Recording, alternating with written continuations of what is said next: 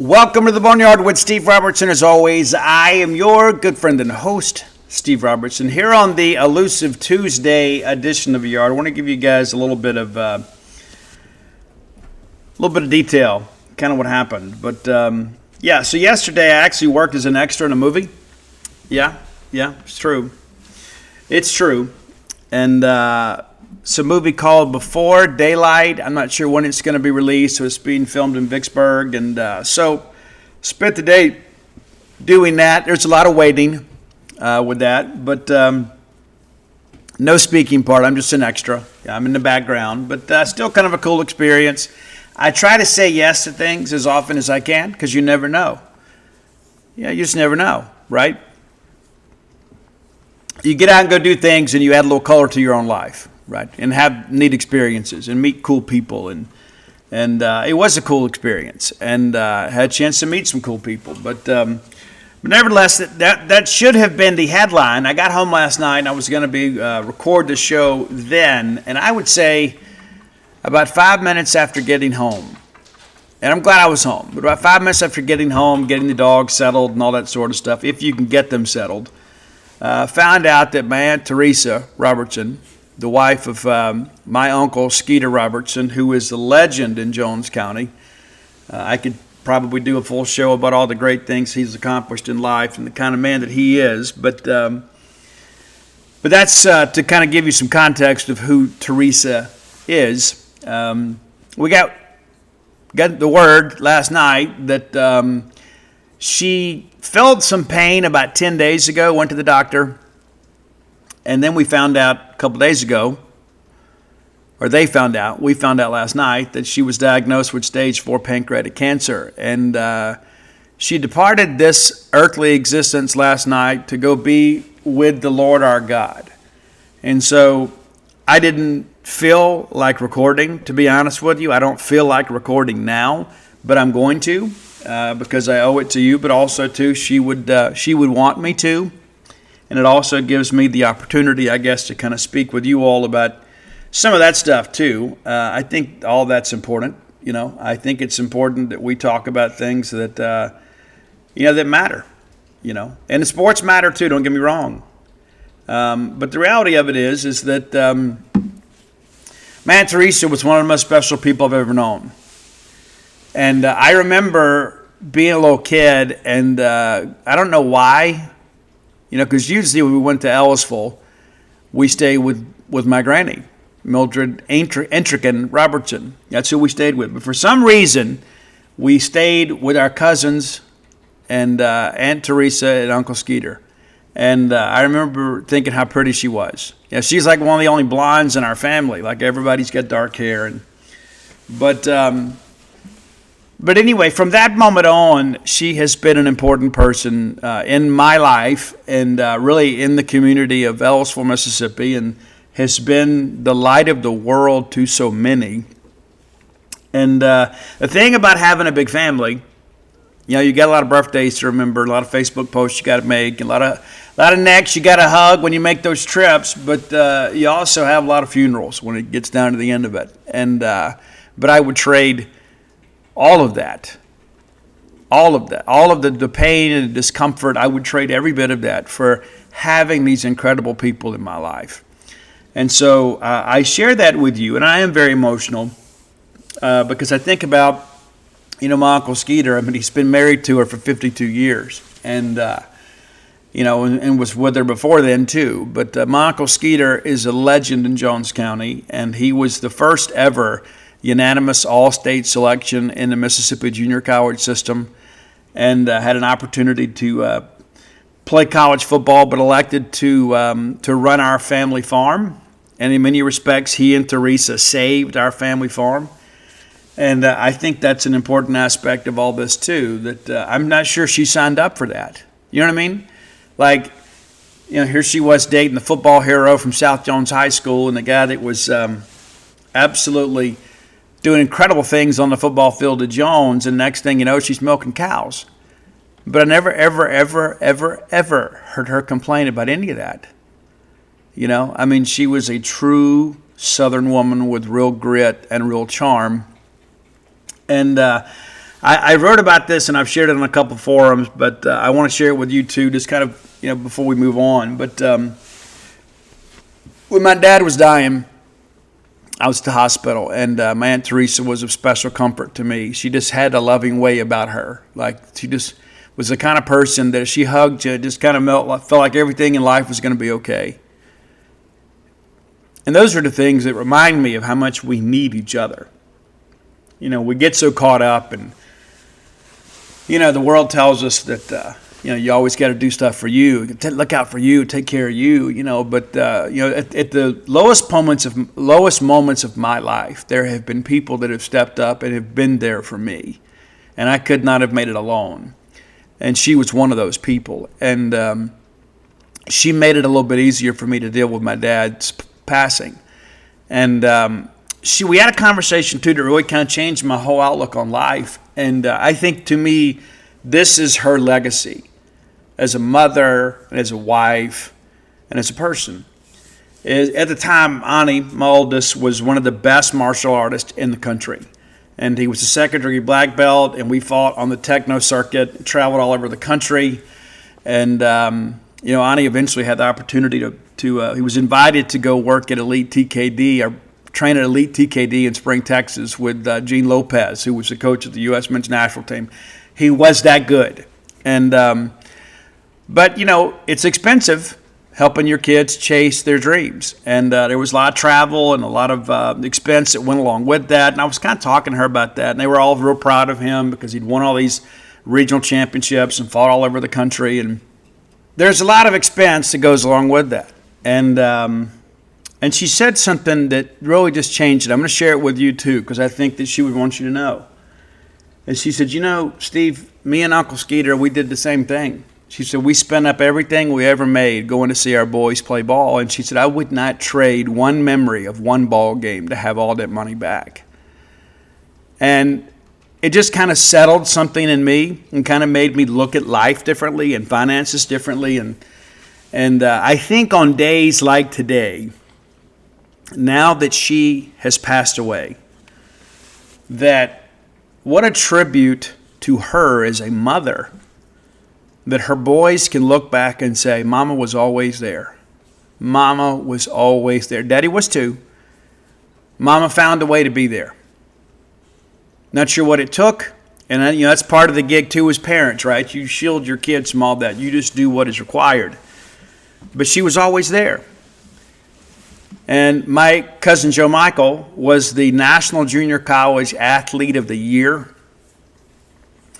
And went on to Samford. He wasn't big enough to play SEC football. Went to Samford and then set the school record there for sacks. And then got his pharmacology degree and then eventually opened Catfish One. And if you know Joe Michael, to know him is to love him. He's an incredible guy. And then my cousin Chuck went to Jones and then wound up at Northwestern State there in Natchitoches. I remember a funny story of the spring game. And Teresa's walking up there, and I think she turned her ankle or something. And she was kind of picking at Uncle Skeeter.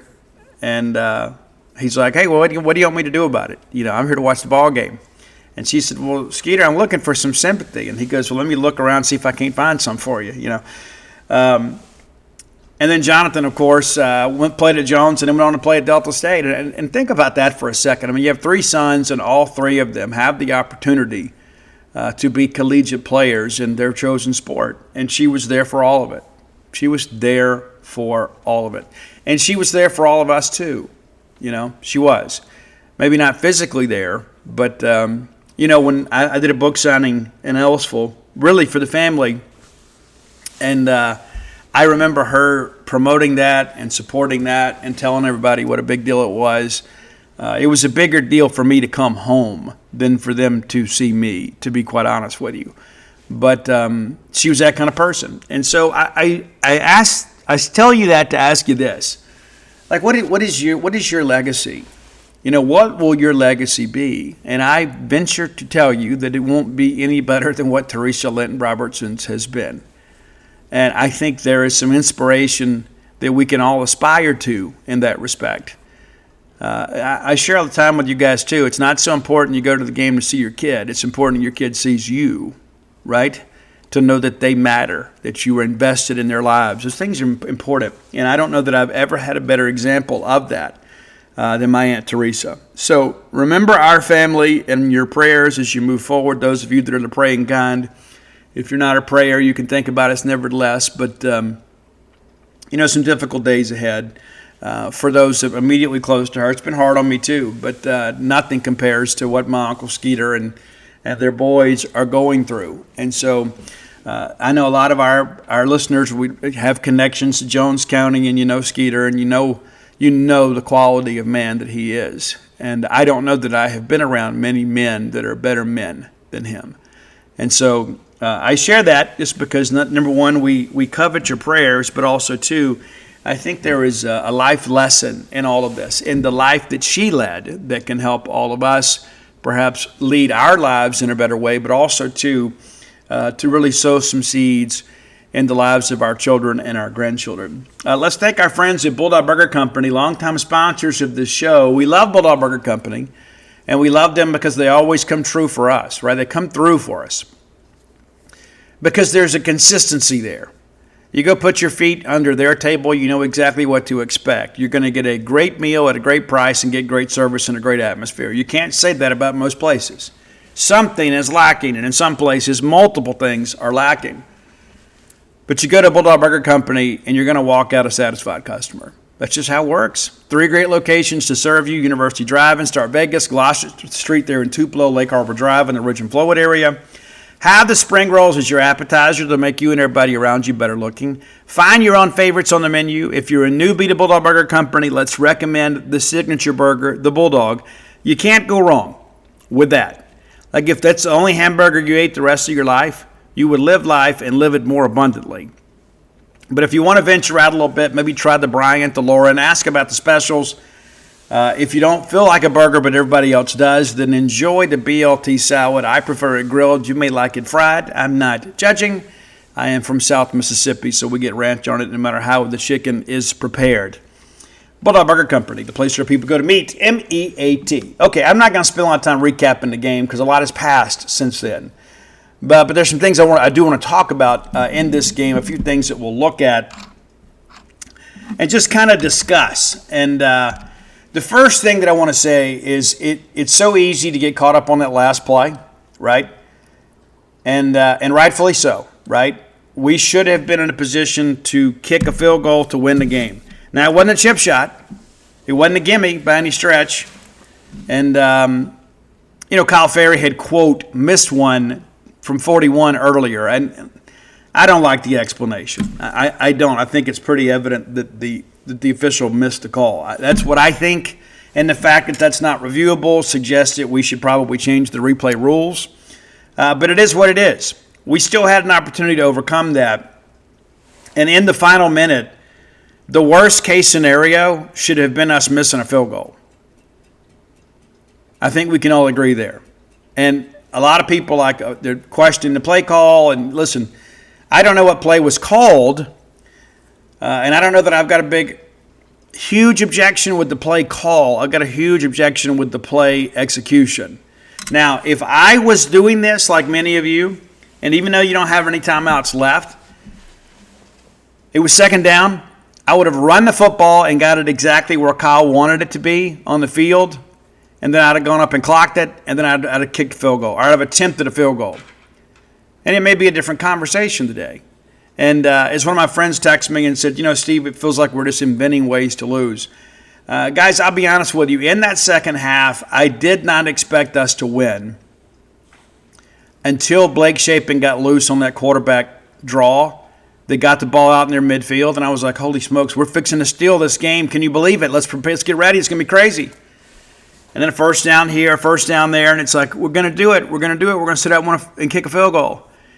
And then they go into a zone blitz, and we throw it to a nose guard. And it sucked. It hurt. And that's the play everybody talks about. But there's a lot of other plays that are worthy of our discussion that maybe would have given us some cushion where we didn't need a last-minute field goal. And that's the thing that I think is really more worthy of discussion. We have to be better in the middle part of the games. There's no ifs, ands, or buts about it. We have to be better in the middle because defensively, our guys are giving us a chance to stay in games provided I get a little bit of help from the offense. But I really feel like we should have been up 2 scores at the break. Now, you may disagree. I'm going to go through this and kind of explain what I mean by this. And all of it matters, right? And, we drive down the first drive. And I'll be honest with you guys, on that Camario touchdown run, I thought it was going to be a TFL. And the fact that he was able to evade a guy and get to the corner to get that ball in the end zone says a lot about him. And then, of course, the gator chop. And you live your whole life for that, right? As a high school football player, like, if I ever get a chance to score at the Swamp, I'm doing the gator chop. Camario gets to do it. And so, we talked about this in the show. We knew that Billy Napier wanted the ball first. We knew it. We did too, because everybody wants to set the tone. That's kind of how offensive-minded coaches are. But we go down it, and we put this ball in the end zone, and then they come back down the field, and it was really a pretty impressive drive for the most part. We didn't do a lot to help them. But it looked like they got in the end zone, but they didn't. It was a trap. And so they ended up kicking a field goal. So again, now 7 games, Florida has scored points on 6 of their first 7 drives of the season. And so 7-3, so I feel like we had kind of sustained a little bit of a counterpunch there. And then you look up and we're just kind of rolling through this thing, man. And so we put together a decent drive. We take over our 25 and we get it across midfield. And on 1st and 10, we're at their 41. We take a shot here on a post route to a wide open Brennan Thompson. He is going to score easily. And Blake overthrows him. Brennan Thompson, absolutely, without question, going to score there. If we go up 14-3 right there, what do you think happens with that crowd? They had a lead late, and the fans are chanting, "Fire Billy now." Imagine what the complexity of this game looked like if State goes up 14-3 midway through the first quarter. We had a chance to flip the crowd in our favor. And then, of course, we run for 2, and then we get sacked, and we end up on 4th and 14 having a punt. So we get the plus territory and have a chance to make it a 2-score game. We don't take advantage. And then your defense gets a 3 and out. And then we put together another good drive. You put together a good drive here, and again, you're in plus territory. Matter of fact, you get out to midfield on 1st down, you give it to Booth, he gets 8. 2nd 2, and then we take a shot. I'm okay with that. We take a shot to Brennan Thompson. They get a PBU at the goal line, brings up 3rd and 2, and then Camario runs for the 1st down. There's offsetting penalties here and that kind of stuff, but it's 1st and 10 at their 39, and you're thinking, hey, we're coming in. This is 3 consecutive drives. We've been able to get in plus territory, making some things happen. Camario up the middle for 6, makes it 2nd and 4. I think we're okay with that. 2nd and 4, he goes again. It's 3rd and 2. We're good here. And I'll be honest with you, and again, I'm not a play caller. I felt that if you want to have Camario throw it, and he's going to have to because of the forward pass is a part of football, if Camario throws it here, it's probably going to be a walk-in, right? Because everybody is selling out to stop the quarterback run. And so I didn't like the play call. I really didn't like the 4th down play call. So on 3rd and 2, Camario goes and gets stacked up. And you start thinking, okay, well, we're kind of on the cusp of field goal range. And I think this is a factor to consider too. It makes me wonder if maybe Kyle Ferry's not quite 100%, maybe. I don't know. Because we elected not to kick it here. We go for it on 4th and 2, and then we run Blake Shapen up the middle for nothing. I don't like that play call at all. At all. If you're going to run that, just keep Camario in the game. We're not that cute.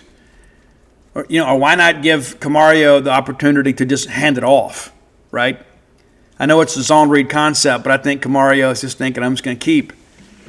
But I didn't like how we managed this, and there's a turnover on downs. Now that crowd that should have been on our sides is now ignited a little bit. Now all of a sudden it's like, hey, they're here to play. And what happens? Florida goes down and scores a touchdown. So multiple opportunities for here to get a little separation in the first quarter. And I think it shows that we game planned it pretty well. You know, we kind of had an opportunity to do it, but we didn't execute. We simply didn't execute. They get the touchdown, now it's 10-7, and then we go 3 and out, and then we get an interception, right? And you think, all right, now we've got a chance to get the lead on the road, and what do you know? We put together another good drive. And again, you're in plus territory. You get across midfield after a Davin Booth run, get it out to Anthony Evans for 15. Guys, it's 1st and 10 at their 19. Booth up the middle for 4. You feel worst case scenario, we're going to get a tie here. But instead, Xavier Gayton off the right side loses a handle, and it's a fumble. It's a fumble. And they turn that into points and goes down and makes it 13-7. Again, so you miss a wide-open touchdown throw, and then you fumble going in here. I mean, like, you begin to kind of see the complexity of this, right? All 3 of those drives should have been scoring drives. They weren't. If any of them proved to be scoring drives, it's probably a different conversation today. And then, of course, they make the field goal, make it 13-7. We miss the field goal. They would have made it 13-10. And then we get a chance, another chance, and we get a pick. And what a great job Boneyard did. But, again, you look up here at the half, and it's like, hey, we're down 13-7, and we're just kind of shooting ourselves in the foot. They're not stopping us. We're doing it. And that's the thing that just kind of blows my mind a little bit. It's like that last possession for us would have basically been us salting the game away if we had been more efficient offensively in the first half. All those plays matter. Defense comes out in the third quarter and they get you a stop on 3 and out. What do you know? We do the same thing. You trade punts, get another punt, we punt it back, and then they go up 13-7. They go up 20-7 early in the fourth quarter. This drive began in the third quarter. So it's 20-7, and right now I'm feeling like the game is over. But instead, you know, all of a sudden we kind of find some urgency. We go down and we score, and then you know what? They kick a 53-yard field goal to make it a 2-possession game with under 12 minutes to go. And now you think maybe it's over. But no, it's not. It's not over. Again, we put together a great drive. 13 plays, 75 yards. Booth gets it in the end zone. We're down 2. And so this incredible drive here, and I want to highlight this, because how many times last year, and we never really were this tight late, but how many times last year when you just, in the fourth quarter, you're like, you got to score and you got them on the ropes a little bit. If we can just get a stop, we got a chance to win this ball game, and you didn't get to stop. Well, you do here, right? Now, they're just trying to run clock here and burn your timeouts. We managed this defensively about as well as we could. So on 1st and 10, Bo off the left side for 4, and he was really good. All right, 2-minute timeout. 2nd and 6, Bo again up the middle for 5. Going to make a very manageable 3rd and 1. We call timeout. And I'm thinking, okay, surely they'll just run the dive here. But no. We're pinching, and they decide, you know what, we're going to run the naked boot. And Brian Lanier absolutely destroys DJ Lagway. There was no shot at all in this play. Loss of 7 yards. You take the timeout, and you got a real opportunity here. And I was like, I saw some people, you know, kind of talking a little bit about some of this stuff too. I thought we managed that part of it pretty well. So 45-yard punt, and then we get it at 28, and they're, you know, basically 40 yards between us and our first SEC win since October of 2023. And again, 1st and 10 from our 28, and what do you know? Blake Shapen runs that quarterback draw and just kind of rides Cannon Boone down the field, 18 yards. And I'm thinking, guys, we're already at midfield with 1:21 to go. We're going to get it. We're going to get this. We're going to make it happen. Get it out to Evans. 1 yard out of bounds. 2nd and 9. Take a shot to Brennan Thompson. I'm in favor of that. They break it up. 3rd and 9. Possession play here.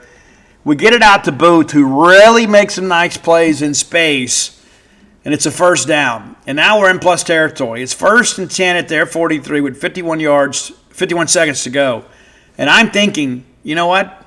We're fixing to win the football game. Get it out to Evans for 6, and on 2nd and 4 with 39 seconds left, we get it out to Evans for 8. 1st down. 1st and 10 at the Florida 29.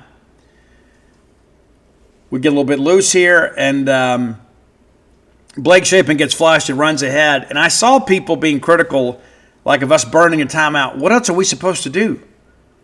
I mean, you talk about not running the football play. Guys, it's 1st and 10 at their 29. We get a play of no gain. We got to get everybody organized. We got timeout left. So you burn the timeout there. You have to. And you basically take a sack right there. Basically. The only thing is you didn't lose any ground. So we take the timeout. And this is, I guess, kind of what shakes me up here. Is it 2nd and 10, so you've had plenty of time to think about this. It's not like you're on the rush, right? It's not like there's tempo to have to worry with here. And then we throw the pick. And it kind of boggles the mind. I would have run the football, and I would have set up a field goal attempt, and I would have put my trust in Kyle Ferry. And listen, I know Kyle's missed a couple this year, but he's been a very dependable kicker for us. But the reality of it is we kind of took it out of his hands. And so, yeah, you want to criticize the play call? I guess that's true. I want to criticize the execution of said play call. The bottom line is I'm just angry we lost. But it didn't come down to that play. I think in many respects we lost the game in the second quarter. At the end of the first and the second, when we had them on the ropes and we didn't land those haymakers. And then we're chasing the game the rest of the way.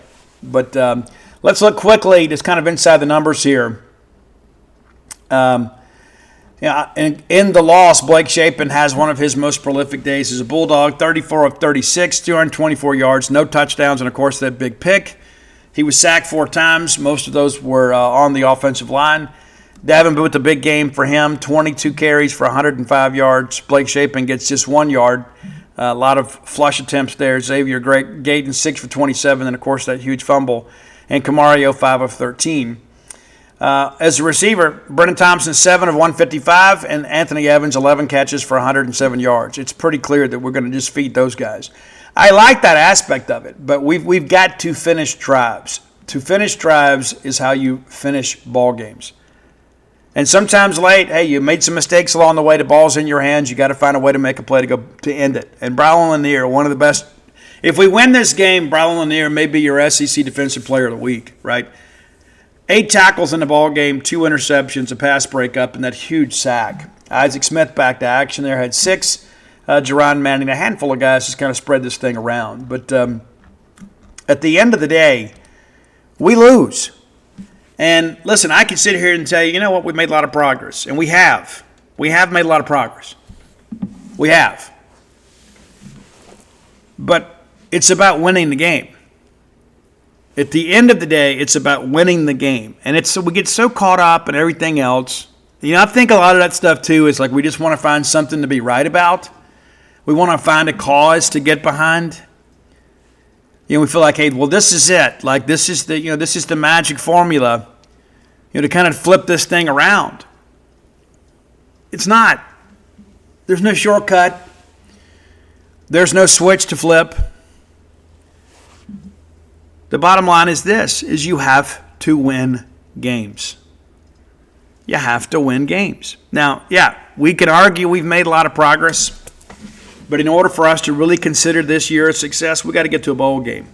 And the thing that irritates you the most, at least for me, is you don't get that Florida team very often. You don't get a chance to go on the road in the swamp and come home with a huge win at one of college football's historic venues. We did in 2010. Wasn't a great offensive performance back then either, but we found a way to win. Defense made the play, and of course what happens? Florida attempts a field goal. They don't get it, but at least they had the opportunity.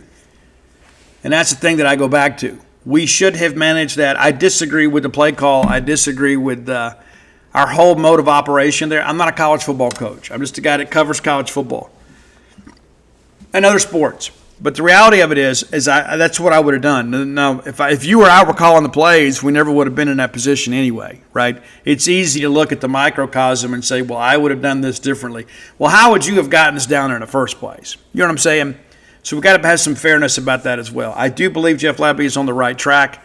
I do think this could be a turning point in many respects for this team and hopefully for this coaching staff in the respect that, we have really got to just hammer down quality execution earlier in ball games because it's coming back to haunt us.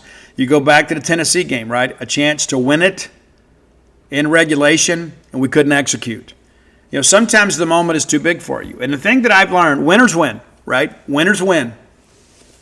Winners find a way to win in those situations. There are a lot of other people that hope to win. They hope that the other team will lose. I'm of the thought that you got to go beat them. You got to go beat them. You can't just sit around waiting for them to make a mistake. And ultimately, I think we overthought it a little bit, and we're the ones that made the big mistake.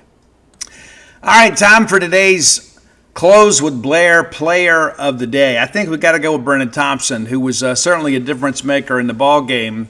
We would like to have seen him had an opportunity a couple more times, but let's thank Blair Chandler, our buddy, closewithblair.com. Blair is my friend, your friend, our collective friend in the mortgage industry. Save this number in your phone as Mortgage Guy, because you never know when you're going to need him. 601-500-2344. 601-500-2344. Sometimes life throws you a curveball. Maybe you need to refinance, consolidate some debt. I don't know your needs. Maybe perhaps the dream of home ownership has eluded you. You can reach out to him at closewithblair.com and get all the information you need to make your dream a reality. Whether you're looking for your first home, your next home, or your retirement home, the only name to know in mortgage loan origination is Blair Chandler. A Bulldog through and through, multiple sports season ticket holder, has a place here in town, getting married sometime soon. I was not invited, but they have promised I can dance at the reception. So you never know. We'll see how things go. Closewithblair.com. Yeah, Brennan Thompson, big game for him. And obviously, Jeff Levy knows what he's looking for in the portal. We have kind of hit pretty hard on these portal wide receivers. And I don't think we'll ever have that problem as long as Levy is here as far as finding receivers that can play in this offense. So Brennan Thompson, our Close with Blair Player of the Day. All right, time for today's Top 10 list. As always, brought to you by Calido Guitars. That's Calido Guitars.com. Happy that some of you have patronized this Mississippi State business. Love getting those testimonials. I can give you a personal testimonial as well and tell you that it's not just an advertisement. They really mean what they say. They are committed to giving you the best guitar experience possible. That includes setting those guitars up in a very professional way. A lot of people just go pull them off a rack and ship them to you, and you can let you fend for yourself. Maybe you can do that, but I think it's a step further to ensure the quality of your purchase, to make sure that you are completely satisfied. Visit CalidoGuitars.com today and begin shopping for yourself. Whether you're a beginner or a professional, and anything in between, any skill level in between, they have guitars that can make you a better player. Simply as put, you know as well as I do, the better equipment you have, the better you play.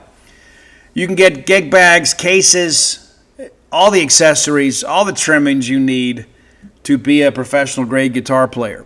So, whether it's acoustic, classical, electric, you can find it all at CalidoGuitars.com. They're going to give you some incentive to do business with them. Promo code BSR. You can use it in person at their showroom in Lake Jackson, Texas. You can use it over the phone, or you can use it online. You know the code well, it's BSR, right? That gets you a 10% discount right out of the gate. It gets you free shipping and no sales tax unless you live in the state of Texas. In addition to that, they will make a 5% donation to the Bulldog Excellence Fund. What a great incentive to do business with a Mississippi State-owned and operated company, Calido Guitars. Be sure and frequent them and their website in the days ahead. As you know, it's just over 2 months away from Christmas. You would make the guitar player and your family extremely happy with a brand new rig. Check them out today, Calido Guitars. Okay, the bride hit me up yesterday. She does that often, and said, hey, have you heard this new Nothing More cover of a Nine Inch Nails song? I don't know that she knew that it was a Nine Inch Nails song. I think she thought it may be a Nothing More original track, and it's great. It is. So it got me thinking, and so here we are. Top 10 covers of Nine Inch Nails songs, and there's several of them out there. A lot of people have done Head Like a Hole and Closer. There's a lot of kind of wild renditions of all that stuff. But I picked one, right? One song covered by one band to comprise our top 10 list. So you're going to get 10 different bands doing 10 different Nine Inch Nails songs. And I love Nine Inch Nails. I have from the beginning. I had a discussion with a guy this weekend. I was in Houston, Texas, I believe. And I was back in my Savello days, and this guy he said, hey, I think you would enjoy this. He gives me a cassette. I go plug it in on the way home, and it was an early recording of Pretty Hate Machine. Little did we know that was going to become a legendary album and ultimately paved the way for Trent Reznor and Nine Inch Nails to be inducted into the Rock and Roll Hall of Fame. Very influential band. They kind of ushered in a new era of industrial music. If I get in ever officially again, I think that's the route I'm going to go. But number 10, it's a band that I was somewhat unfamiliar with. It's Horse the Band. Are you familiar with Horse the Band? I'm not. They did March of the Pigs, of course, off the Downward Spiral. A lot of percussion in that one. March of the Pigs, your number 10 track. Number 9, sticking with Pigs. A much different take on a Nine Inch Nails classic. It's St. Vincent covering Piggy. Much different. I think you'll enjoy it. They kind of make it their own. It's somewhat true to the original, so as a Nine Inch Nails purist, you can enjoy that, but also a very different composition. All right, number 8, a band that has had a lot of notoriety, great party band. They stay on the road all the time. I don't know how they ever record new music. They are constantly touring, which is the only way you make money these days in music. But we're going to go with Buck Cherry's version of Head Like a Hole. It's number 8. I don't think there are a lot of great renditions of Head Like a Hole. AFI did one maybe 20 years ago. It wasn't bad. It's kind of hard to find that one. And it's not on Spotify, so it didn't make our list. So we're going to go with Buck Cherry's version. Number 7, a band that I saw at the Signal in Chattanooga. It's a band called Era, and they did an incredible version of Heresy. And I think you're going to really dig this one too. It is much more true to the original than some of the other renditions we have, but I think that's one you'll have some fun with. Number 6, man, God bless the soul of Wayne Static, man. And his beautiful wife was so overcome with grief after he passed away that she too took her own life. But their version of Terrible Lie off Pretty Hate Machine will kind of scratch you where you itch. I think you'll dig that one. Number 5, and again, we could have gone a lot of different versions of Closer, right? And a lot of young people don't know this song. Very, very controversial at the time. Very, very, very controversial. Now, not so much so. And a lot of people have covered it. And it is one, let's just say, of primal passion. But we're going to go with Asking Alexandria's version of Closer. Closer. You get me closer to God. Yeah, and that was part of the problem, right, of the song. It's a song that is, maybe about primeval urges and then a kind of equated in a religious way that some people found offensive. Number 4, absolutely love this. Love it. Love the original. It's one of the most depressing songs in the history of mankind, but it's also one of true authenticity. It's something I can never have, and a lot of bands have covered this one. The one that we're going to go with, though, is Flyed Leaf, and a little different deal, obviously, but I think when you listen to it, you will hear some things in their version of it that I think kind of highlight kind of the darkness in the song. Number 3, and this is where Nothing More comes in. Of course, the bride says it should be number 1. She has a little bit of case of recency bias when it comes to these things. I love her just the same. But it's Nothing More's version of We're in This Together. Yeah, I absolutely love this track. I have always loved this song. I currently think that this is going to be a number 1 track for Nothing More. And what's interesting, too, for those of you that are into such things, you can find We're in This Together EP, okay? And there are 6 tracks on this. I have not listened to all of them. This just came out 4 days ago. But they do an 8-bit version of We're in This Together. Yeah, so it sounds like video game console. But anyway, I'll dive into the rest of this. I love Nothing More. I have for a long time. I've met Johnny Hawkins, the whole band. Super cool guys, man. Based out of Baton Rouge and San Antonio. They call both places home. But, yeah, we've seen them several times. And what an incredible show. If you've never seen Nothing More, whether you're familiar with the catalog or not, you owe it to yourself to go. It's very theatrical. Those guys are really into what they do. So again, kind of the impetus of our top 10 list today, nothing more, so we're in this together. Number 2, and I suspect many of you didn't know this song existed, at least this version of it. And we're going back to the Broken album, and it's one of my favorite tracks of all time from the Nine Inch Nails catalog. And again, a lot of controversy with this one too. You know, there was a line in there that they couldn't play on MTV, and rightfully so, because it features the F word. But Linkin Park did a live version of this. And Linkin Park traditionally played a lot of covers to kind of pay homage to some influences of theirs, and obviously Trent Reznor was one of them. So they did Wish. And if you've never heard it, and granted it's a live version, so the sound quality is not as great as it would be in the studio, but I think it's a song you're going to have a lot of fun with. Linkin Park's version of Wish. And many of you that know Nine Inch Nails know exactly what number 1 is going to be. Some of you that know country music may not even know that it was a Nine Inch Nails song. But was it Rick Rubin? Yeah, Rick Rubin had the idea to have Johnny Cash cover a lot of modern day rock songs. And one of the ones he recommended was Hurt from Nine Inch Nails.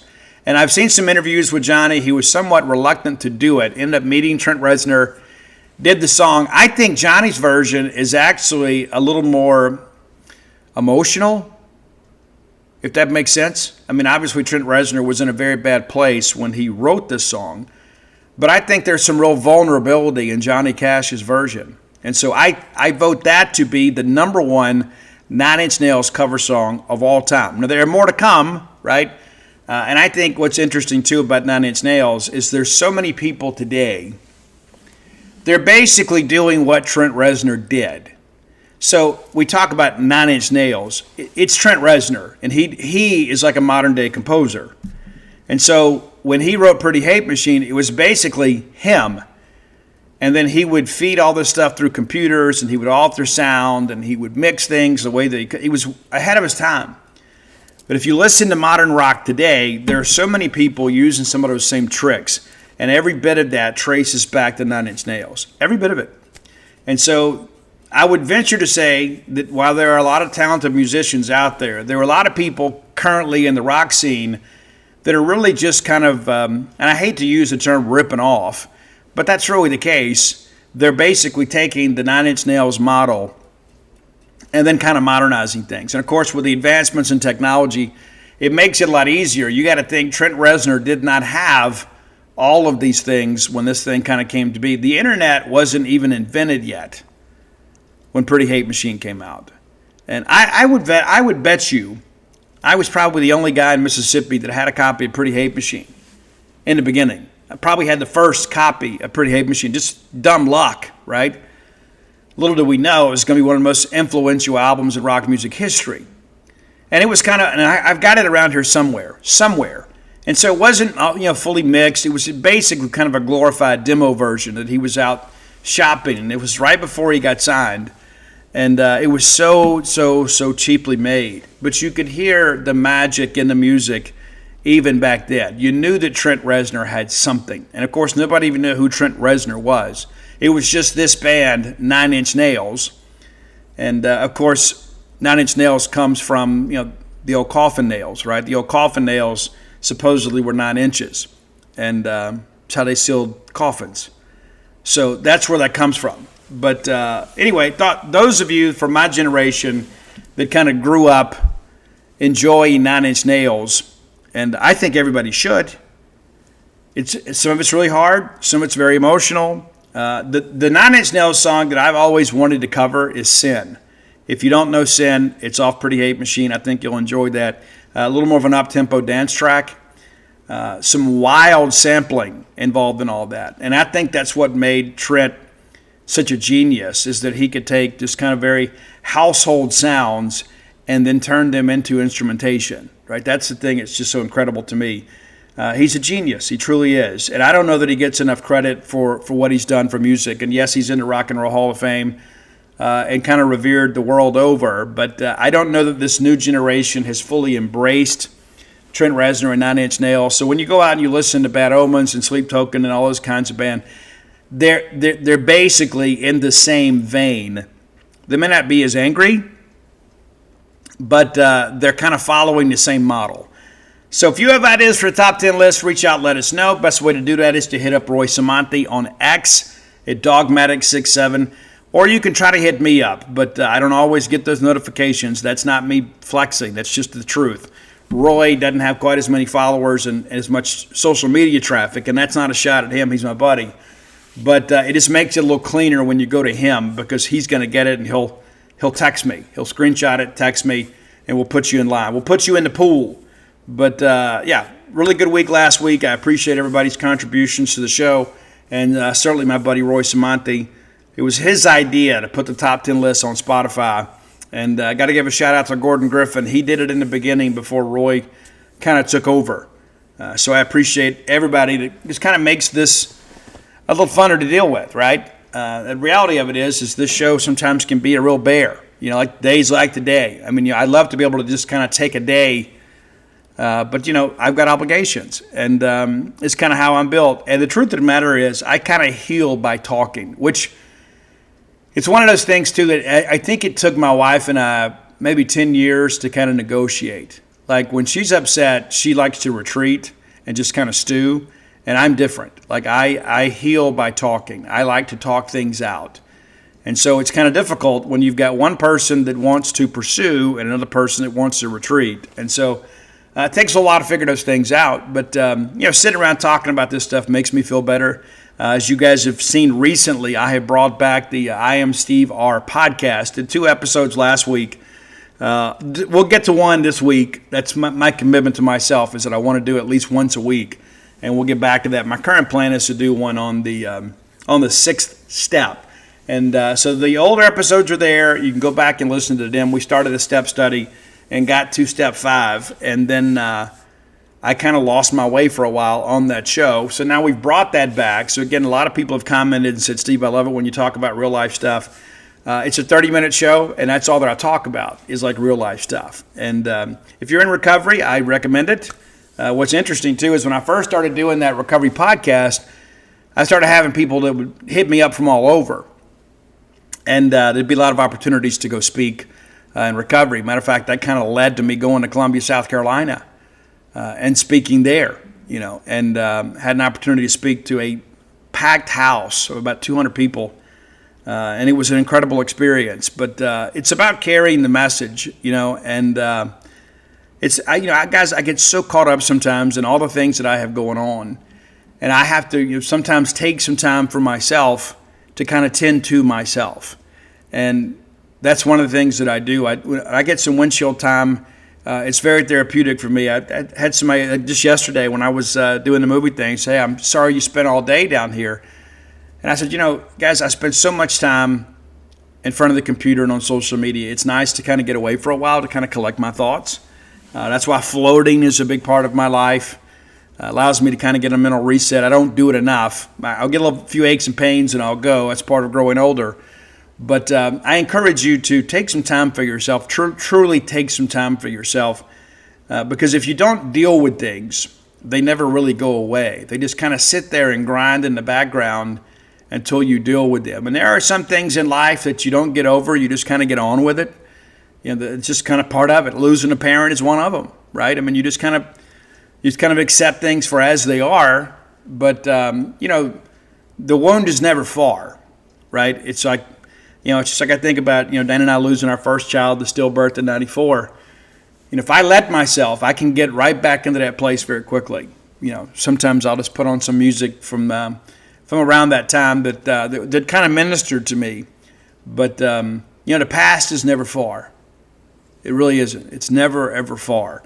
And so I think it's important. And take this from a guy that when I was in treatment, one of the things that I would say that I did wrong, and you'd say, but Steve, you've been clean and sober almost 34 years. Well, yeah, a lot of that's kind of post-treatment center work with a sponsor and in the rooms and some prayer and meditation on my own. But I was just so ready to get out of there. I did not fully utilize the counseling services that were available to me. And that's the one thing I tell people when I go back and speak. Don't leave any dirty laundry untendered. When you leave treatment, have everything out in the open. No matter how embarrassing you may think it may be, just get it all out there. Because that's what happens is like you get this little voice in your head. And I think it's the voice of evil. I really do. Because, I'm a firm believer in good versus evil. Absolutely. And part of that, I think, is like, the evil voice is in your head. And a lot of people, reference Satan. That's the devil, or that's the world, or whatever. Sometimes we sanitize all that. I think you do yourself a disservice when you go through anything therapeutic to hold anything back, because you're allowing the evil forces of this world to have a foothold in your soul. That's why I think it's so important just to get everything out. It's so cathartic. It's so cleansing just to get everything out. I mean, how many things are you living with right now that you wish you could tell somebody, but you're afraid they're going to judge you, right? And so when you're in a therapeutic environment, it is a safe space, as the kids like to say. You have an opportunity to say what you need to say. And it's really hard for men sometimes to just say, you know what, this really, really, really did me in. It really did me in, because we don't ever want to admit weakness. And so I share that with you. So if you're in that type of environment, or maybe you need to be, maybe it's a pastor, maybe it's a best friend. And listen, you got to, I like to have people that have to sign like a non-disclosure agreement or a confidentiality agreement that they don't share that information, because I'm paranoid and I don't trust a lot of people. But everybody needs somebody you can tell everything to. And I can tell you there's just so much of this, man, in the pathology of suicide. There's so much of this when people feel they don't have anybody to turn to. They feel like nobody will understand. They're dying of terminal uniqueness, and it helps to have somebody. Because what happens, I can't count how many people have they'll tell me something, and I'll be like, oh, yeah, I've done that. And they're like, what? I was like, oh, yeah, I know what that's all about. And that's what happens when we have connection with people, right? That's the good side and the good versus evil. Connection and love and understanding and community, those are the things that win. It's isolation. And it's trying to convince you that nobody could ever love you or nobody could ever forgive you, And the truth of the matter is even if they can't, you need to get it off your chest. I'm not saying just go dump all your trash on somebody else's front yard. But if you owe somebody amends, try to make them, whether they accept them or not, because the longer you live with that stuff, it just kind of eats away like a cancer.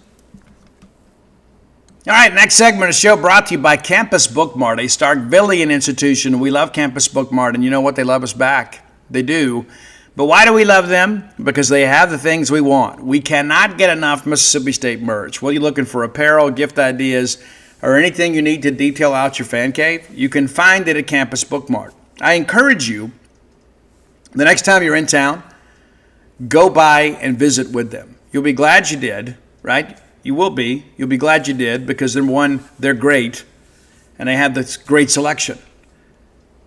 If shopping day is a difficult game day is a difficult shopping day for you, if I can get it out, or perhaps you can't make it to town, visit them on the World Wide Web at campusbookmart.net. Miss Kathy Brown, everybody there will do a tremendous job making sure you get your purchases delivered to you on time. Now, as I have shared before, Christmas is just over 2 months away. Be the mom that is proactive. Go ahead and kind of get things lined up now. I know we don't start with that. Well, Steve, we got Halloween, we got Thanksgiving. I get it. But don't put yourself in a situation where you have less to choose from later and you can't get everybody maybe exactly or close to what they want. Let's be proactive and let Campus Bookmart help you with that. Visit campusbookmart.net and use promo code BSR, which stands for Beautiful Steve Robertson. That gets you free shipping on all orders over $75, and you order less than $75, absolutely incomplete. All right, let's take a quick look back at the weekend that was. Wild game in Arkansas. A&M wins it. They're 7-0. They also got fined $50,000 for faking an injury. I'm glad to see that they're actually using that. Arkansas now drops to 2-5, but man, what a wild game! I haven't had a chance to go back and watch this. Been busy, we got back about 6 o'clock Sunday morning from Gainesville. Got a few hours sleep. Went right back to work for the Bulldog people. So I hadn't had a chance to watch this one. I'll probably watch it tonight or tomorrow. But A&M, number 4 in the country, and again 7-0, 4-0 in the SEC. We'll talk about standings a little bit later in the segment. But I didn't expect Arkansas to be able to score with the proficiency they did against that A&M defense, which has been outstanding. Marcel Reed, pretty good game for him, 23 of 32 for 280 yards and 3 touchdowns. So, again, sometimes you got to win ugly on the road. They do. And, again, it was maybe an offensive masterpiece, but give Arkansas a little credit. If they were down late and then made it a one-score game, just couldn't close out the deal. And, again, I still hear that Bobby Petrino is not getting that job. We'll see how things go. But in the 2 weeks that he has been the head coach, they have scored with much greater proficiency. At the end of the day, though, they have lost both of those games. So we're not going to grant Bobby Petrino grace that we wouldn't extend to Jeff Lebby. Fair enough, Bulldog fans? And again, Arkansas now 2-5, 0-3 in the SEC. Be interesting we go up there in 2 weeks. Ole Miss suffers their first loss of the year. And a crazy game, too, man. We talk about Georgia being closers. There are teams that close and there are teams that can't. And you've seen it all year long. Georgia will let you kind of dilly-dally around for a while, but when it gets to the fourth quarter, they're crossing the finish line alone. We're on the row at Florida, and I'm seeing, man, that Ole Miss is up like 9 points in this game, 35-26, and I'm thinking, well, they've got to deal with that. But no, Georgia scores 17 unanswered in the fourth to win this game 43-35. Georgia 6-1 on the season, 4-1 in the SEC. Ole Miss drops 3-1 in the league and 6-1 overall. So we need Ole Miss to drop at least one more before they get here and we beat them. Tennessee and Alabama, this went pretty much as I expected. Tennessee's a really good team. They're not as good as Alabama in Tuscaloosa. It always seems like if Tennessee's going to get them, it's typically in Knoxville. The pick six right before the break, like we're getting ready to go down to postgame, we see it happen live on TV. It's going to be a very, very interesting game at that point, and then that kind of gave Alabama the separation they needed to kind of close this thing out. They basically trade scores the rest of the way, and Alabama wins 37-60. And again, you go back to week 1 when Alabama lost to Florida State, people had the Tide dead and buried. Now they're 6-1 and 4-0 in the SEC and controlling their own destiny to get to the SEC title game. Nobody putting for sale signs in Kalen DeBoer's yard now. LSU, one of the ones that we missed. The boss man went 6-2 last week, but this is one we miss. We missed the Arkansas A&M game because I picked A&M to win and cover. Vanderbilt, is Vanderbilt going to the playoffs? Think about that for a second. Now, honestly, that should give you some hope as a Bulldog. If Vanderbilt can do it, certainly we can. But, man, this LSU offense is just terrible. I mean, it really is. LSU now 5-2 overall, 2-2 in the SEC. Of course, they had lost to Ole Miss. Their defense keeps them in games. They just don't have enough firepower offensively to win. It's pretty crazy. Did you ever expect that? I expected them to be much better on offense, and I'm sure Brian Kelly did as well. But things aren't good. They're not going to find Brian Kelly this year. I mean, it's not going to happen. But Garrett Nussmeier, 19 of 28, 225 yards passing, a couple touchdowns. Pavia doing the deal, man. Doing the deal. One of the most special players in Vanderbilt history. I think that's fair to say. But, man, you look up there at the break at 17-13, and then in the second half, Vanderbilt gets separation in the third and does just enough to hang on there in the fourth to win 31-24. Oklahoma, I expected this to be a better game. Yes, we picked Oklahoma to win and cover. I expected this for South Carolina to put up more of a fight, especially being at home. But Oklahoma takes care of business. 6-1 overall, 2-1 in the league. Now, they won that game 26-7.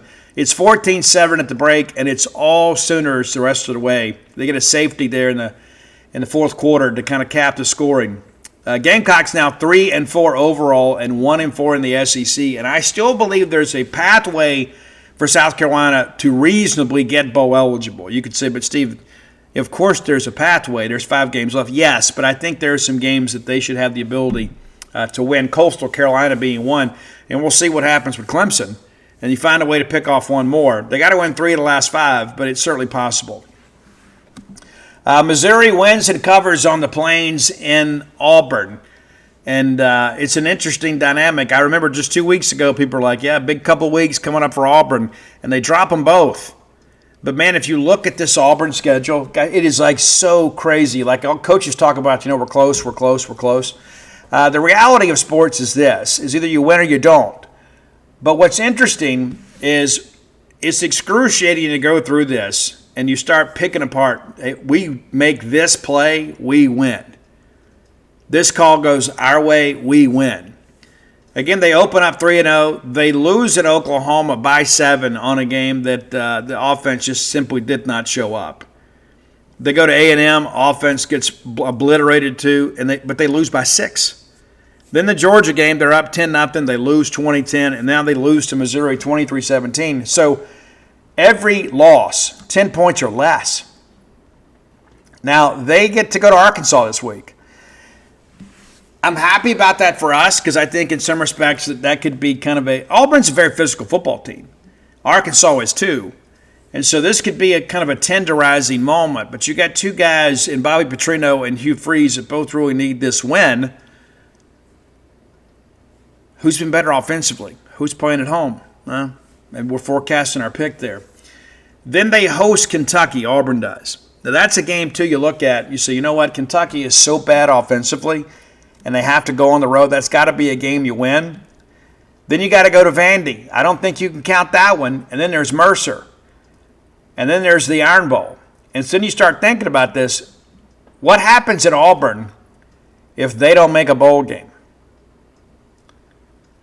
That's a tough sell, man. It's a tough sell. I mean, it truly is. When you begin to think, what everybody wanted Hugh Freeze. Well, not everybody, but a lot of people said, oh, yeah, Hugh Freeze will be back. Hugh Freeze will be back, and he's going to be back in the SEC. Going to do a great job.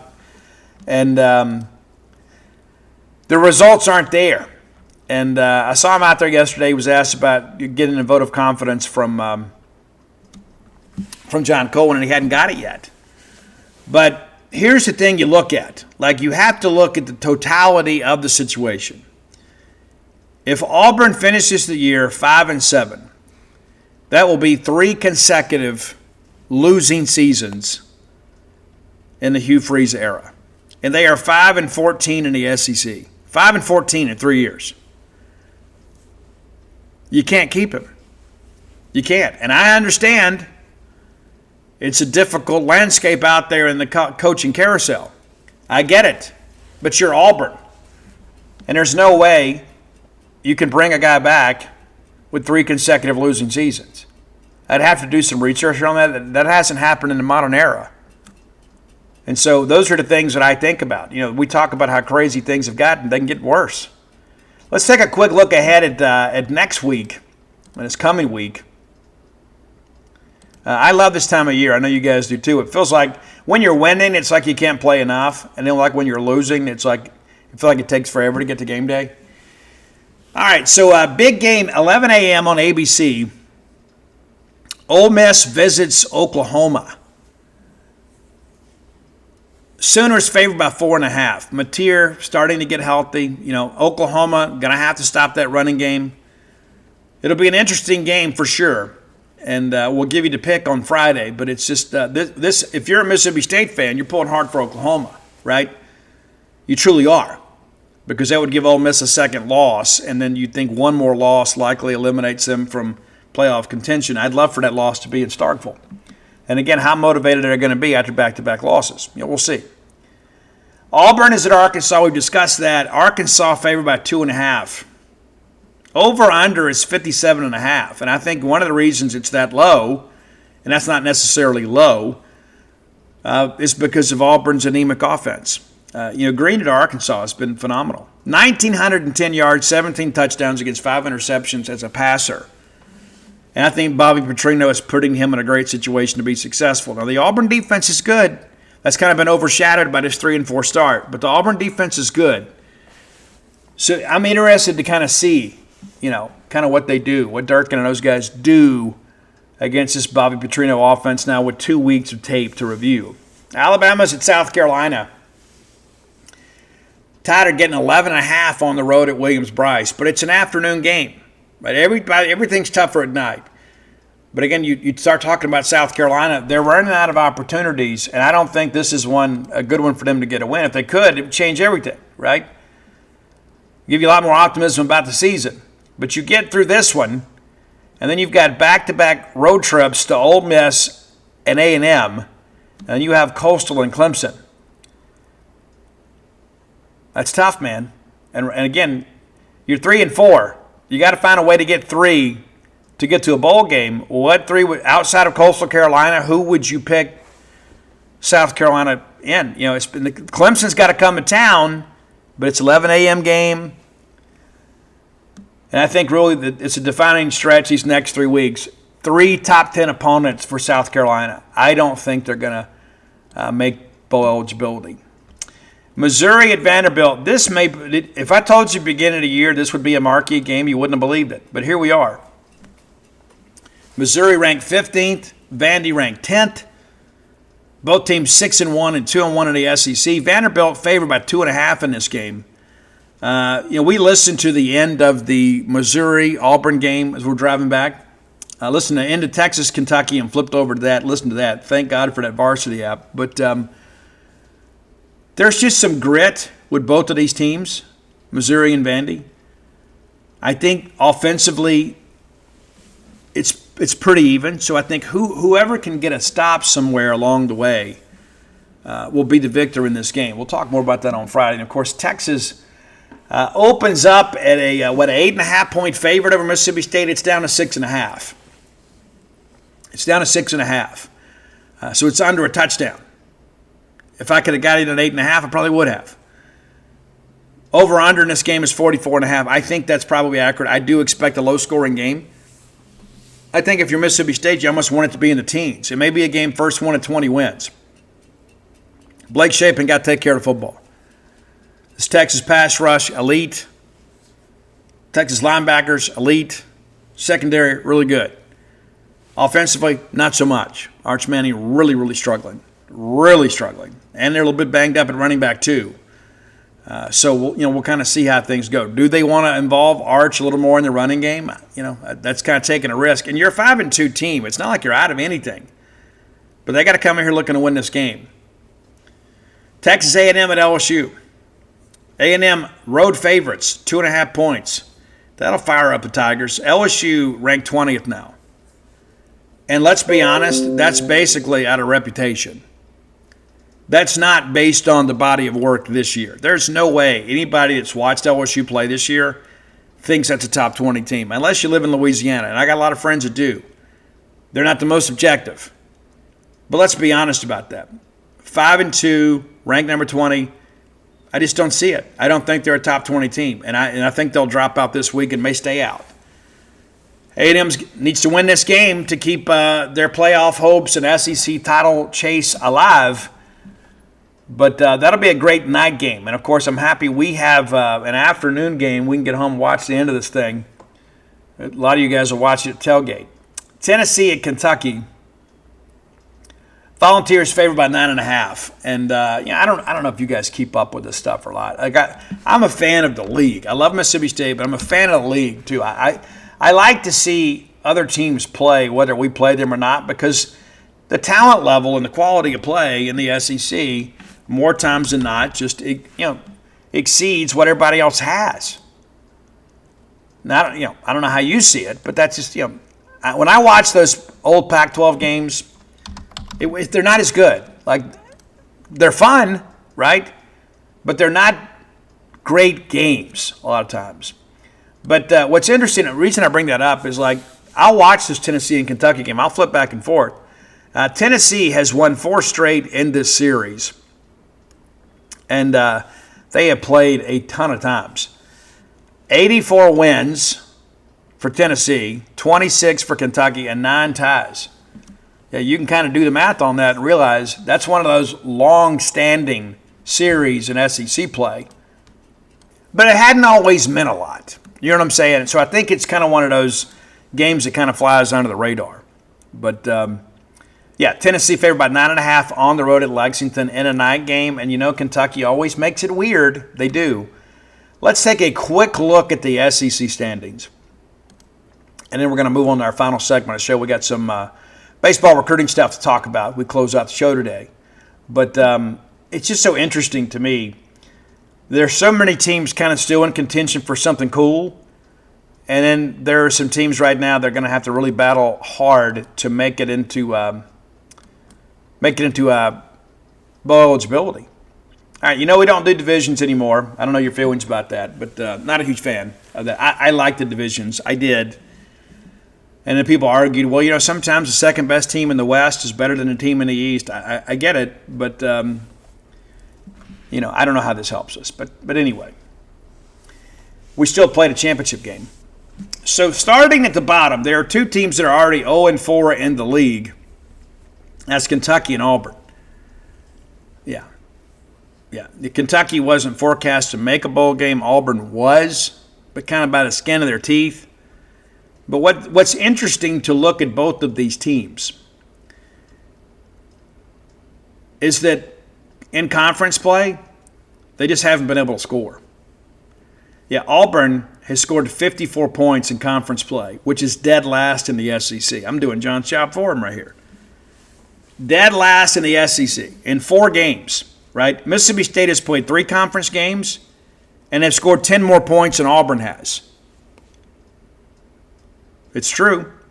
Kentucky has played 4 SEC games and scored 63 points. There's only 2 other teams that have scored less than in that same ballpark. One of them is Texas. Yeah, but they've only played 3 games. But they're averaging 20 points a game in SEC play. And again, first one of 20 may get it done. Oklahoma, 56 points in SEC play, but they're only allowing 47. Yeah, and that's you start running these numbers down, and it's all the numbers just kind of speak to what we already know. Kentucky's allowed 116 points this year in SEC play, and they've been outscored by 63? Yeah, it's crazy. And you've basically been doubled up. I guess it's 53. I'm not a mathematician. And Auburn's been outscored by nearly 30. And so you don't score, you don't win. Simple as that. Arkansas 0-3, and of course Mississippi State 0-3. Arkansas offensively has been much better the last couple of weeks.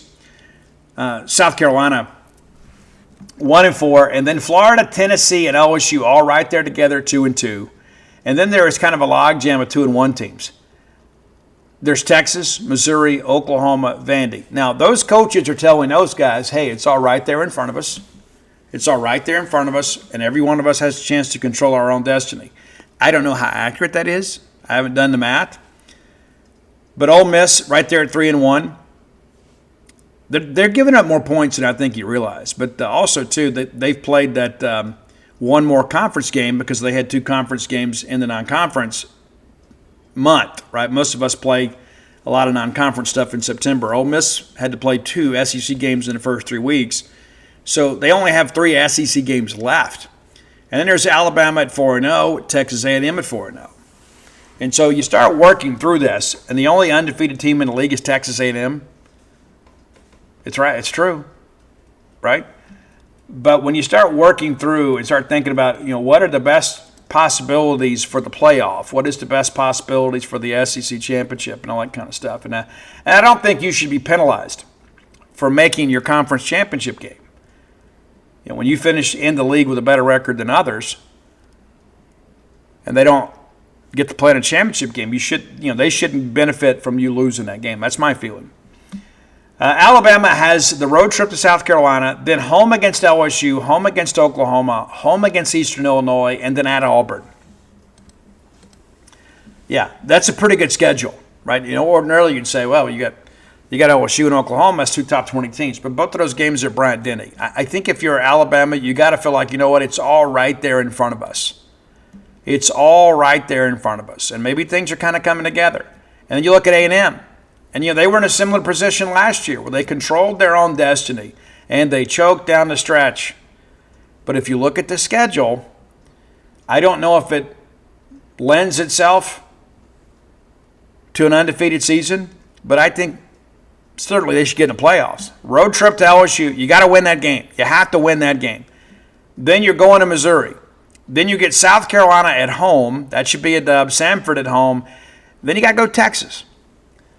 And with your defense against them, I don't know. But you look at this, and I would say at worst, A&M is going to drop 2. And is that enough to keep them in the SEC championship game? Well, it depends on which 2 they lose. Never know what the tiebreakers are going to look like. All right, final segment of the show brought to you by the Stark Vegas Clubhouse, the best place to stay in the Golden Triangle. When you're bringing a large group to town, look no further than the Stark Vegas Clubhouse. And maybe you haven't even considered that possibility, and you should.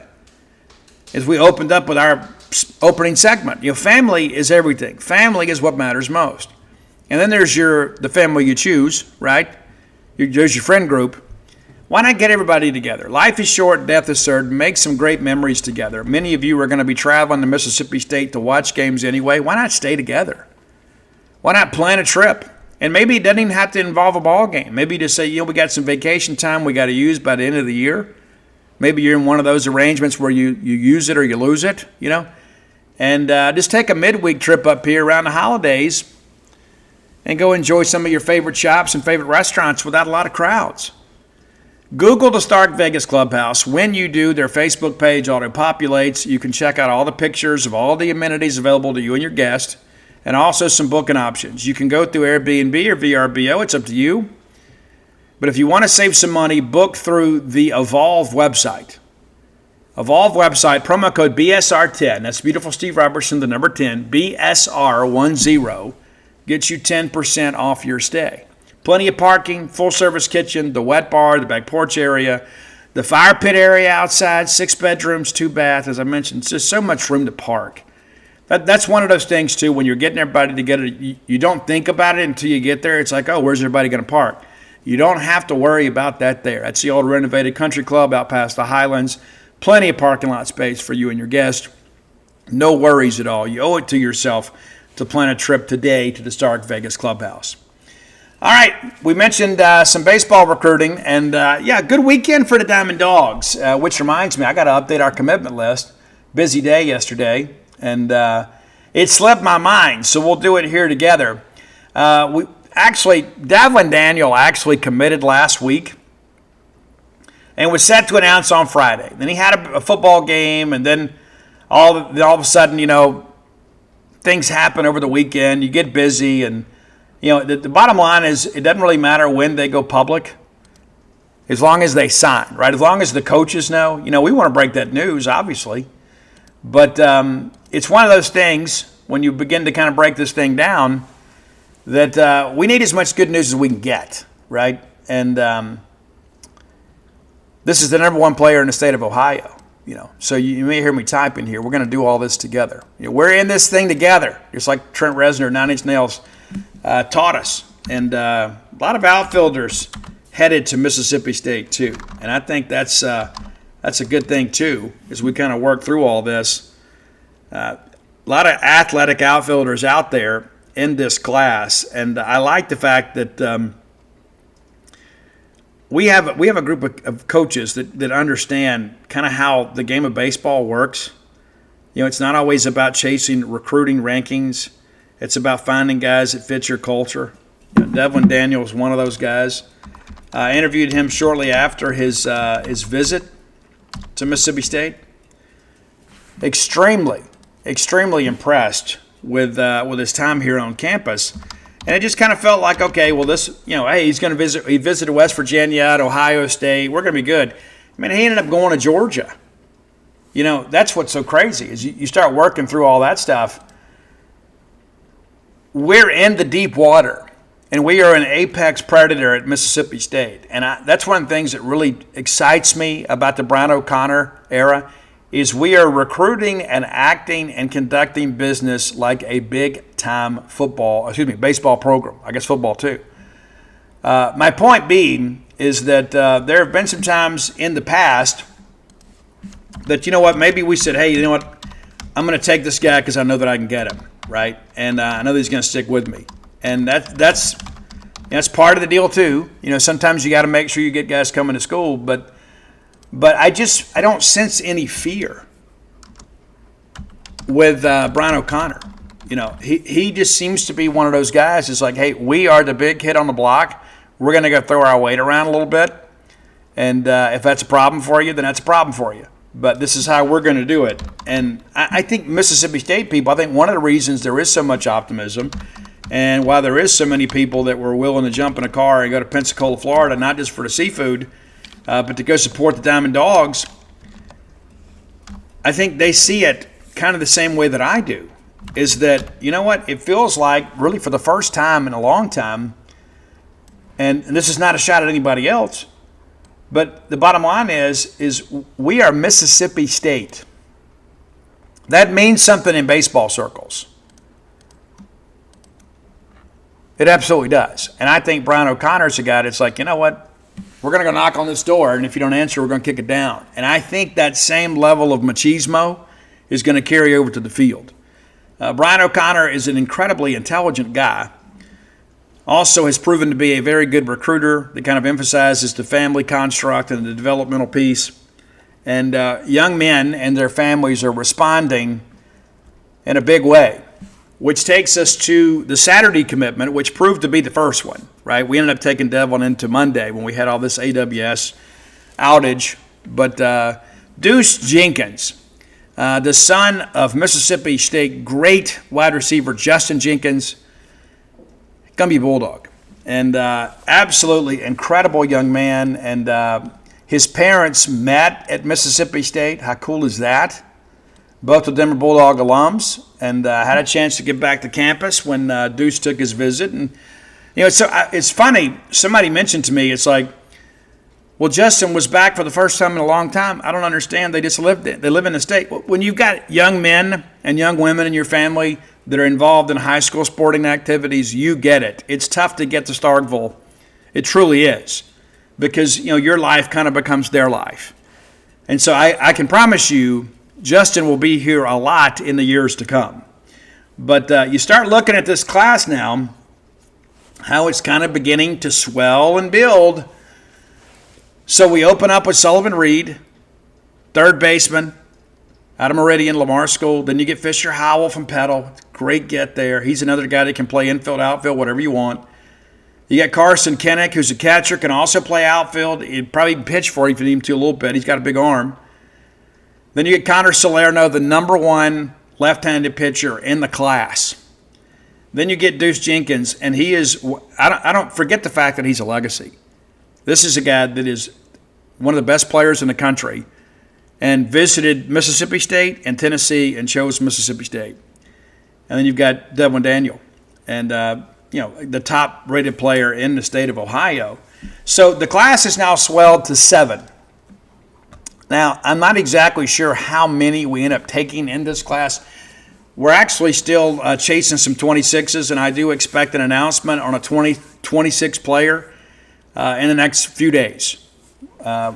We have, let's just say we have good information that there is going to be a new addition, but it's going to be on his timing. Going to be absolutely his timing, and we're going to respect that. But with the latest addition to the 2027 class, your Bulldogs now have the number 9 class in the country. Number 9. 5 of the top 100 players, and State's just got 7 commitments. You know, some of our contemporaries have double digits. I don't know how far we go into that. There's a lot of guys, as you guys know, that last year's class that committed and then didn't sign. They were cut loose late and then kind of filtered out somewhere else. LSU, Georgia, both of those programs released a lot of guys. I mean, a lot, maybe stretching a little bit, but there will be some ebb and flow between now and signing day 2027. The Bulldog 2026 class currently rated 19th. And some of that, too, is because we did not have a great class in the state of Mississippi. And, of course, we had a coaching change. But Bulldogs currently 19th. We do expect an addition or 2. And what's interesting, you look at these rankings, a lot of these are ranked on quantity rather than quality. Like Vanderbilt has the number 1 recruiting class in the country for 2026. Well, they also happen to have the most number of commitments at 23. And less than half of those are ranked in the top 100. LSU currently sitting at number 2 with 21 commitments, and less than half of those in the top 100. And Tennessee, 19 with 10 in the top 100. So from a quantity standpoint, Vanderbilt's better. I would venture to say that Tennessee probably better from a quality standpoint. So, we'll see how things go. But, doing well. Kind of moving along, kind of getting ready, as you guys are well aware. And, had the scrimmage over the weekend in Pensacola. We'll talk a little more about that on tomorrow's show, because I'll be back on Wednesday. As a matter of fact, we'll go ahead and get started on that tonight, and we'll have it ready to go for you Wednesday morning. That's the plan anyway. I've got a busy day in front of us, of course, as we have to attend to some family business and go down and pay my respects to my Aunt Teresa, my Uncle Skeeter, and everybody down there. Visitation is going to start at 5. I'll go down for visitation. We'll come back and, and we'll get back in the grind. It's what we have to do. But the reality of it is that, when these things arise, you have to go make time. But the show must go on over at genespage.com and here at the Boneyard. So you will get the Wednesday show on time as well as Friday, barring something totally unforeseen. You never know when life's going to happen. But that's kind of where we sit today. So we'll get this show up. We'll take a little bit of a break. We'll start working on our preview of Texas. We'll kind of break down everything going on with the Longhorns. Arch Manning not really playing so well right now. Quarterback play has been a bit of an adventure in Austin this year. So look for that too. So you'll get 2 shows in quick succession, and then we'll be back on schedule, right? Appreciate you guys so much. If you hadn't done so, give my wife a call at 662-268-7601 at True Rest Float Spa Starkville. Or if you're a person that just needs a break, or maybe you suffer with chronic anxiety or the little aches and pains, things like that, we may be able to help you. We've helped many others. Come float. I need to go float, to be honest with you. I can tell. My wife can tell, too, when I need to float, too. But you owe it to yourself. And even maybe you think, maybe this isn't for me. I guarantee you know somebody that it is good for. You're going to know somebody. There's probably a mom in your life that is totally stressed out. There may be a husband, a student. There's somebody in your life, and you can buy a package for them to allow them to kind of come float their troubles away. You can visit TrueRest.com for more information and follow us on all forms of social media at True Rest of Starkville. Head on over to DutyNobleBook.com. How cool is it, man? The dude on the Mississippi bestseller list for a full year. Man, that is so cool, man. That means so much to me. It really does. To be able to tell that great story and to have the book so well received. I don't know that I've ever had a book last a full year on the bestseller list. I don't think I have. I mean, we went several months, and there have been times I've had 3 books in the top 10, but I don't think I've had one go a full calendar year. And that is very special to me. And of all the books that I wrote, that's one of the ones that's probably the most special to me, just because it's a book that probably should have been written 50 years ago, to honor the memory of the great Duty Noble. And I learned so much writing that book. Yeah, I made some mistakes along the way, but that's part of it, man. But the reality of it is you can still get signed copies. And holidays are coming up. You can complete your Steve Robertson book collection by going to DutyNobleBook.com. You get Flim Flam, Stark Villains, Alpha Dogs, Dogpile, and, of course, the personal memoir, When the Bottom Falls. And a reminder, too, that if you're looking for the great gift for your smart aleck Ole Miss brother-in-law, get him a personalized copy of Flim Flam, and you can put that under the tree, and you and I can both work together to be the Grinch that stole Christmas. Yeah. Come and join us over at genespage.com. You can get 30% off the annual subscription price right now. But if you'd like to have the addition of the Paramount Plus streaming platform, you can get that, too, for free. You just have to be a full-paying member. So rather than use the promo code to get 30% off, you're just going to pay the annual price, and then you're immediately eligible to view the Paramount Plus streaming platform. Of course, so many great movies on there. I'm still working through Tulsa King. I'll knock some of that out tonight. And then next month, Landman, Billy Bob Thornton's back in our lives, him and the lovely Allie Larder. Oh, my goodness.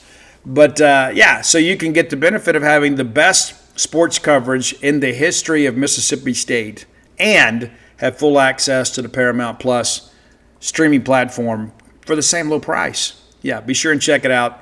You'll be glad you did. Let's get out of here. I love each and every one of you. If nobody else has told you today that you look great and that they love you, allow me to be the first. You look great, and I love you, even if nobody else does.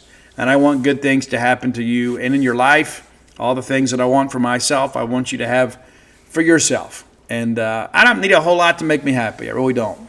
But the reality of it is that I just want to keep doing what we do and do it at a high level and have the ability to do that maybe until we decide just to kind of hang up the keyboard someday. But until next time, let's all live our lives in a way we make more friends than enemies, and people can see a difference in the way we live.